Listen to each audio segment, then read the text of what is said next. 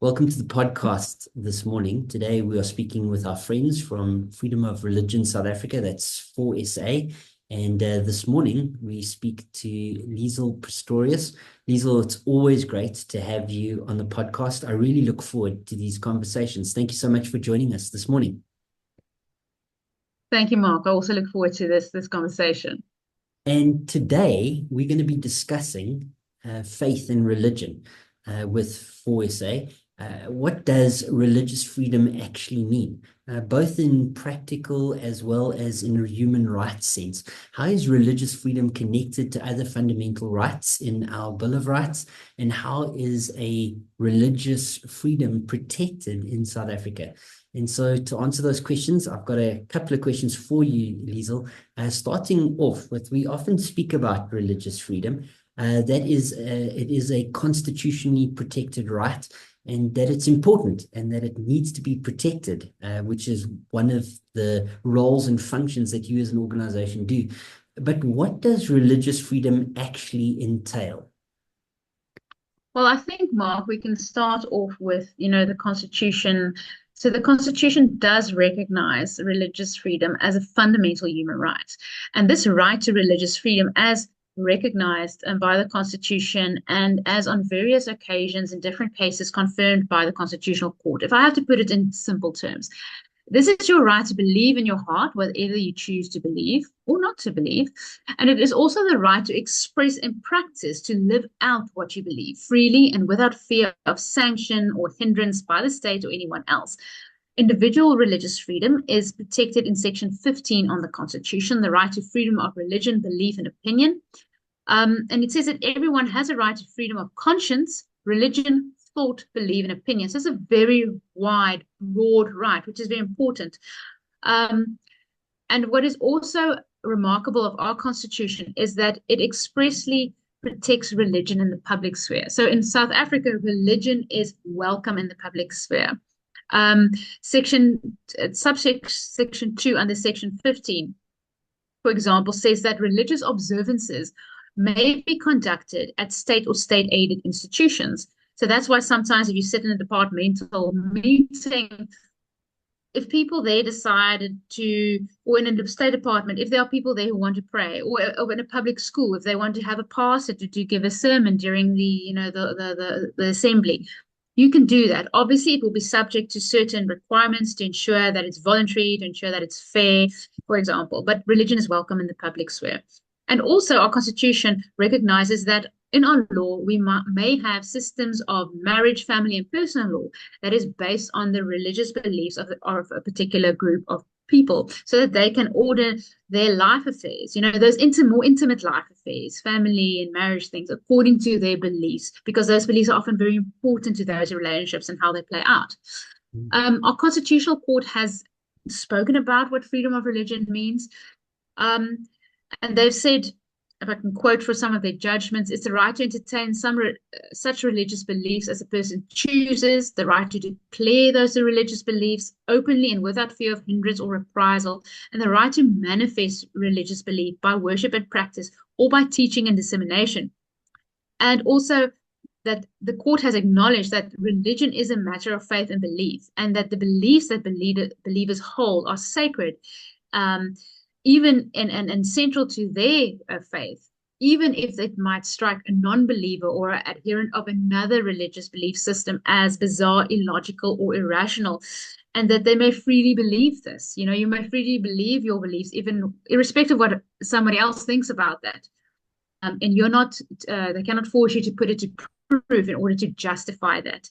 So that's a very strong protection of religious freedom. It's a very nice wide concept of religious freedom, and we think it's that our Constitution puts it like that. Even as I'm listening to you, I can see so much relevance in what you're saying, just in terms of my own lived experience. So, for example, as a church, we will from time to time go to the local police station and address the members before their shift starts or when their shift closes by reading a passage of scripture and praying for them. And we have freedom to do that, and as well as schools. The church that I was at previously, we had relationships with 5 public schools, and once a week we would go from one assembly to the next assembly, and we'd read a passage of scripture to the staff and to the children and explain the meaning and pray for the school. And it was an important facet of that school's overall health. I mean, the reality is the spiritual vitality that the children and the staff were afforded by having a relationship with the church was to the school's benefit. And we would hear that often, how things like the school's behavioral patterns changed with the relationship with the church. And so the fact that we live in a country that protects these religious freedoms is to our benefit as a nation. And so I'm glad that I get to pastor in a country like South Africa. But when we speak about religious freedom, obviously we think of other types of freedoms that we have that are enshrined in our constitution. I actually don't know too much about all other 27 of them, but I understand that there's 27 other protected, enshrined rights that we have as individuals. Maybe you can just flesh out a little bit about that and how our right to religious freedom relates to the other rights that we have as individuals. Yes, those enshrined rights are the ones listed in the Bill of Rights. So they are this group of rights in our Constitution for individuals and or persons, which can be a natural person, such as, yourself and myself, or a juristic person, such as a company or a church or something like that, that are specifically protected because they're so core, to what it is to live out in a human rights society. So our Constitution says that this Bill of Rights is the cornerstone of our democracy. And it enshrines the rights of all people in our country, and it affirms the democratic values of human dignity, equality, and freedom. So it's really this cornerstone. And it's important to know that the Bill of Rights requires the state it places this duty on the state to fulfill all the rights in the Bill of Rights. So not only you have this right, there's this obligation on the state and also others to an extent to recognize your rights. But these rights in the Bill of Rights, they don't exist in isolation. They exist in what we call a mutually supportive and reinforcing web. So they support each other, they reinforce each other. For example, and there are many, I'm not going to list all 27. I'm just going to concentrate on some of the key ones that overlap with religious freedom or support religious freedom. These are human dignity, equality, privacy, expression, association, the rights of religious communities that is protected together with the rights of cultural and linguistic communities, and then also rights concerning children and education. So just to pause, for example, at human dignity, courts have said that the right to believe or not to believe and to act or not to act in accordance with this belief or non-belief is one of the key ingredients of your dignity. For many believers, their relationship with God or creation is central to all their activities. It basically informs your activities. And the court has said that it concerns people's capacity to relate in an intensely meaningful fashion to their sense of themselves. Often we talk about identity. Where's your identity? But also to their community and to the universe.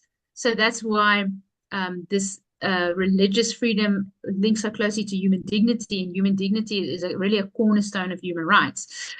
And I think when we're talking about the different rights in the Bill of Rights, another important point, and it's perhaps more a legal point, is that, but it should have very practical application, is that our Constitution does not know a hierarchy of rights. So this means that there aren't some rights in the Bill of Rights that are more important than others.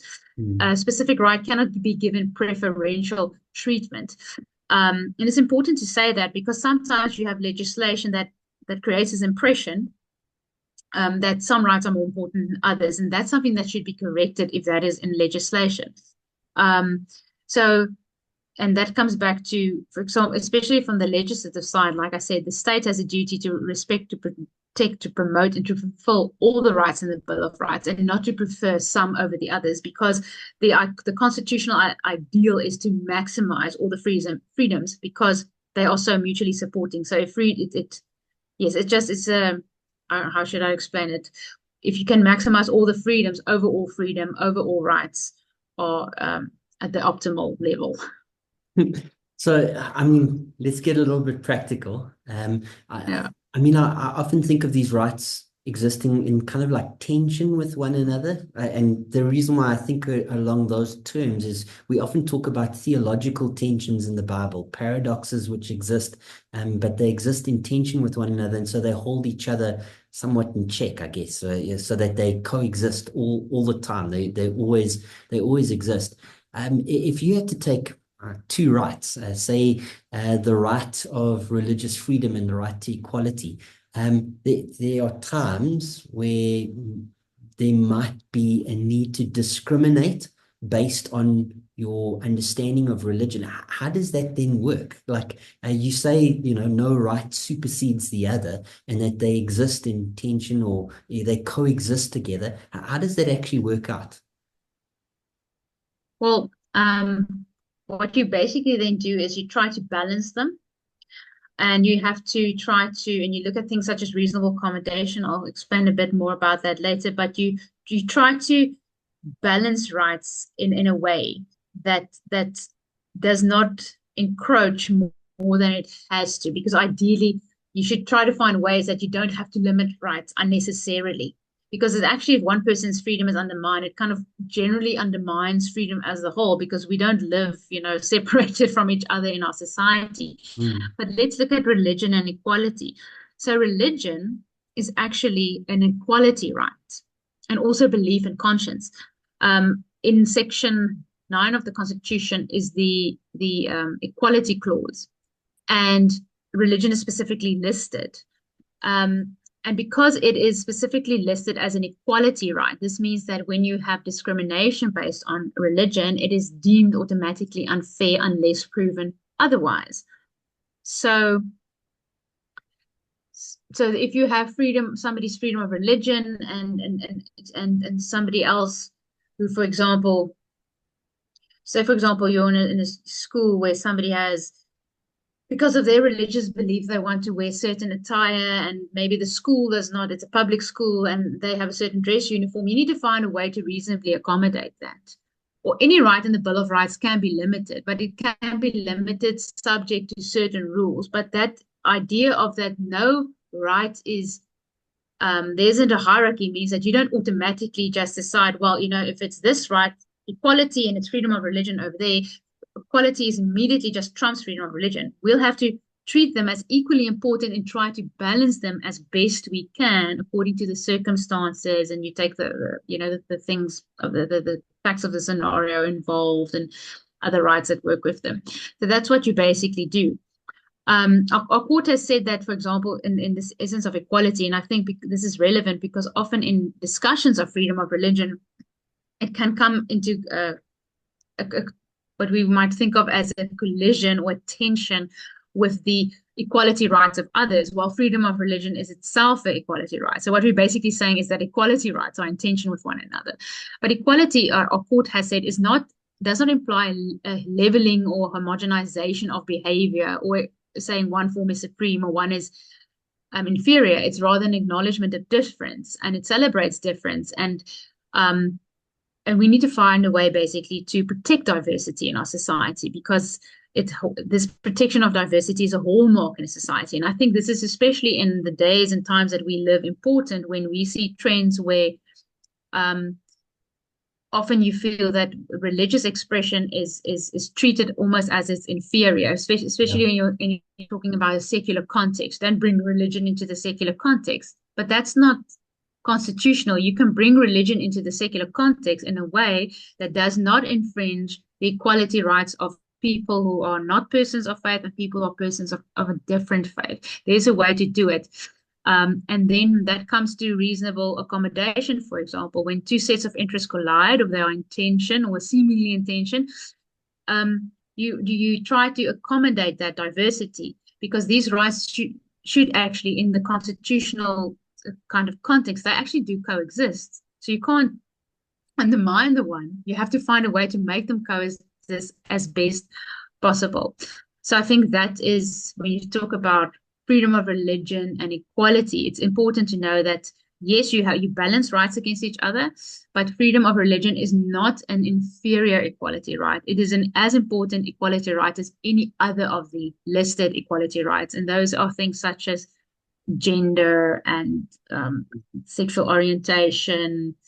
There's a whole list, race. There's a whole list of equality rights specifically listed.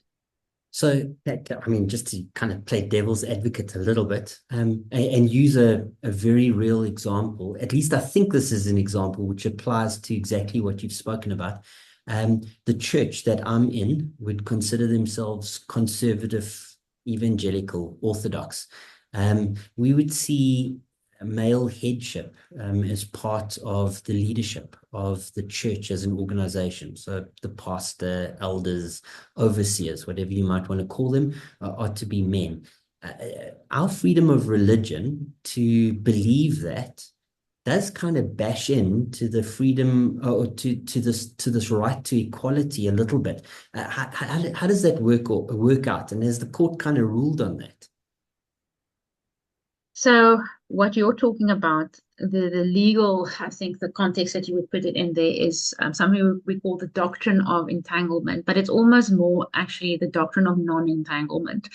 And what this doctrine says, and the courts have ruled on it, is that the state and the courts, and anyone else for that matter, should not meddle in the internal affairs of a religious organization. Let's take, for example, the church, and because there are internal affairs that are based on doctrine. I'm not talking about that the church's building needs to comply with building regulations for health and safety. Yes. That's not religious doctrine. Yeah. We're talking about those internal affairs that are based on doctrine, because it comes back to that description of freedom of religion that says, where the court has said that your beliefs might be illogical and irrational and bizarre to outsiders, but it's your religious belief, and you order your life according to it. So if you have a church that believes in male headship, so the pastor and the elders need to be male, and that is the doctrine of that church, they're allowed to do that. They have and it links also to freedom of religion, the rights of religious communities. It's this doctrine of non-entanglement and association, because you are free to associate with that church if you agree with them. But if you don't agree with them, and there are many who don't agree with that, then you can associate somewhere else. To put it very bluntly. Yes. So that is a protection, because if you start to take that away, then freedom of religion, where's your meaningful right to freedom of religion? Yeah.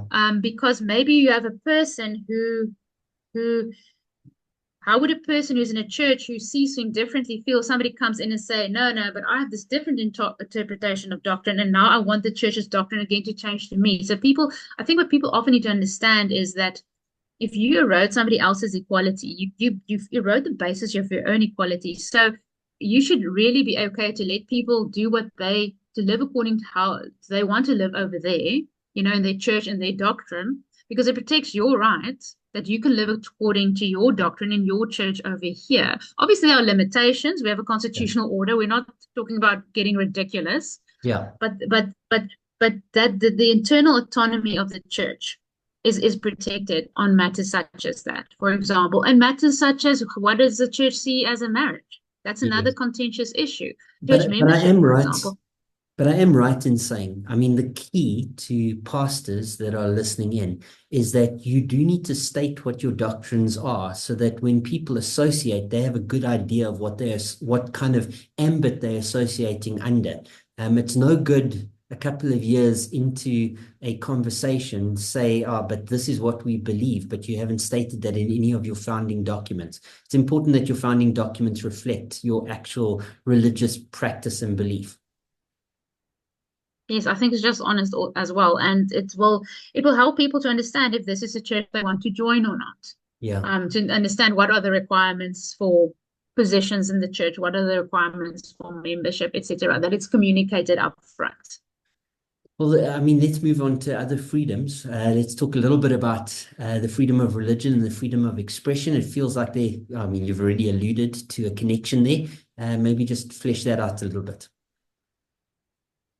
Yes, so freedom of expression is obviously very closely connected with freedom of religion because we have something called religious expression, and we use the term expression, and the Constitution uses that term because it's wider than speech. It can be how you dress, and and even an image or gestures. Expression is a very wide concept. And the courts have said that freedom of expression lies at the heart of democracy, that it's a hallmark of democracy, something very similar to as what they spoke about freedom of religion. And that freedom of expression is part of this mutual web of supporting rights, which includes freedom of religion, belief, and opinion, human dignity, etc. So very closely connected. And that is why when we have something like we've spoken about this, I think in previous podcasts about the Hate Speech Act, it's a concern from a religious freedom point of view, but it's also a concern generally from a freedom of expression point of view, because anything that curtails expression also curtails religious expression. Now, this act specifically also has things that make us worry from a religious freedom point of view, religious expression point of view. But sometimes you will have something that just looks like it's generally curtailing freedom of expression, and that also at least should raise a religious freedom flag to just go look at that and see, because it can spill over. When expression can be limited, that includes religious expression can be limited. In the past, I've had great conversations with you guys just relating to how the law protects the freedom of religion in South Africa. And you guys have spoken about that internationally as well. Maybe you just want to cover that ground again for anybody who's listening to this conversation for the first time. Yes, so how South African law protects freedom of religion, I think overall very well if you look at the letter of the law. Obviously, there are some problematic areas, but our constitution protects freedom of religion very well, both of the individual, also of communities, and the associated rights. We have court judgments that speak on freedom of religion, the interpretation, application of these rights, that I think are very favorable. And of course, religious freedom is also protected in various international treaties that the Republic is a signatory to.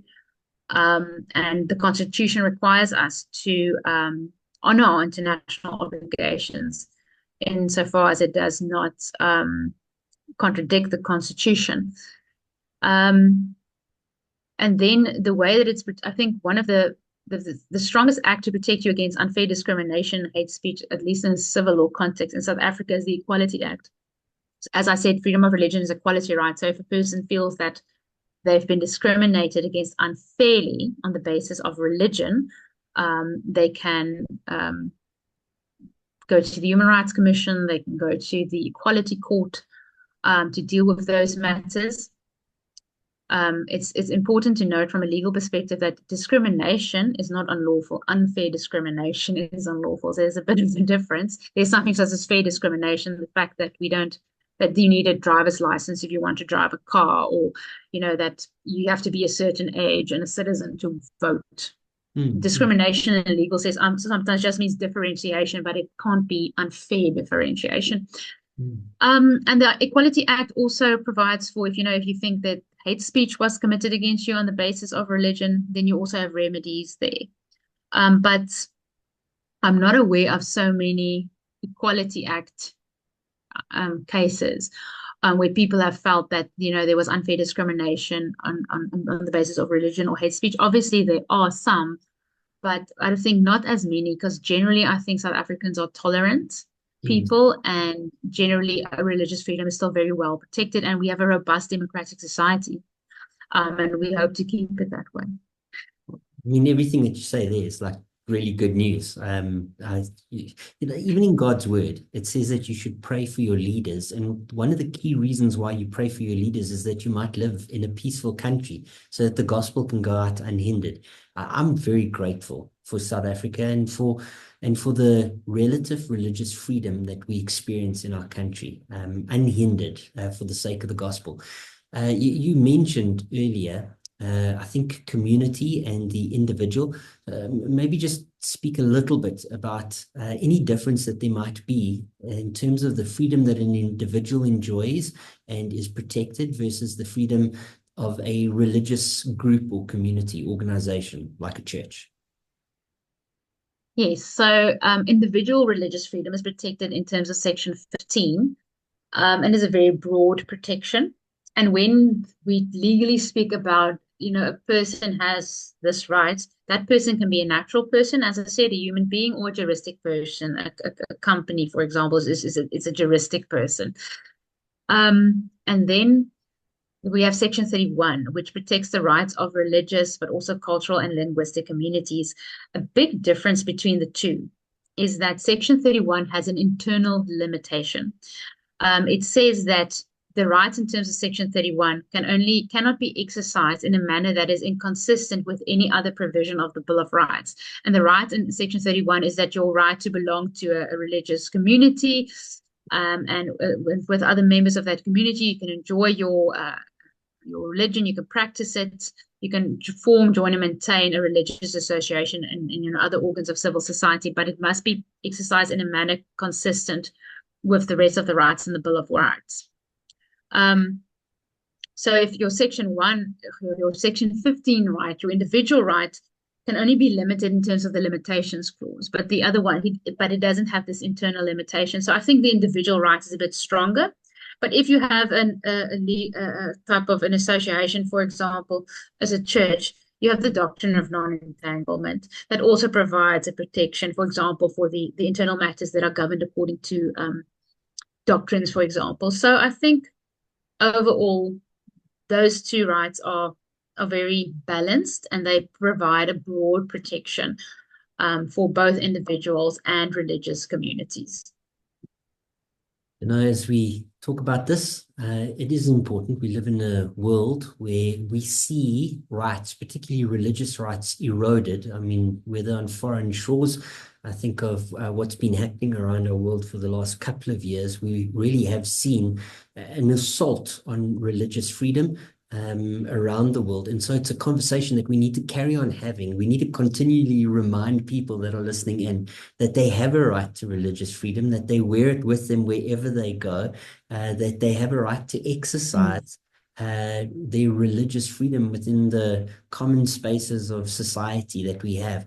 And so I really appreciate you guys having the conversation, raising our understanding and the general work that freedom of religion does. And so, Liesl, for you and for the team, thank you very much. Maybe just to point out that if anybody is listening in on the podcast and they want to learn more about freedom of religion, they can go across to Freedom of Religion's website, South Africa. That's forsa.org.za. And there you can find articles and videos, as well as a newsletter that you can find out more about Freedom of Religion South Africa, as well as the work that they do, and keep informed about what is happening in this space. You can also go across to their socials. They're particularly active on Facebook and YouTube, where they publish a lot of video content, and all of that is very interesting to watch. Maybe just one more opportunity. Liesl, you guys have been running a celebration, a 10-year celebration. Maybe you just want to point people to where they can find out the video information that you've been releasing and the kinds of things that you're releasing regarding that. Yes, certainly, Mark, and thank you for your kind words and words of encouragement. So our Victory series, we're very grateful that we can celebrate 10 years in the fight for faith and freedom. We're releasing a new one each week. I think we're releasing the fourth or fifth one this week. They're on our YouTube channel. We have a Victory series playlist. We also put notifications on our Facebook, and we send it out via emailer. So various distribution channels.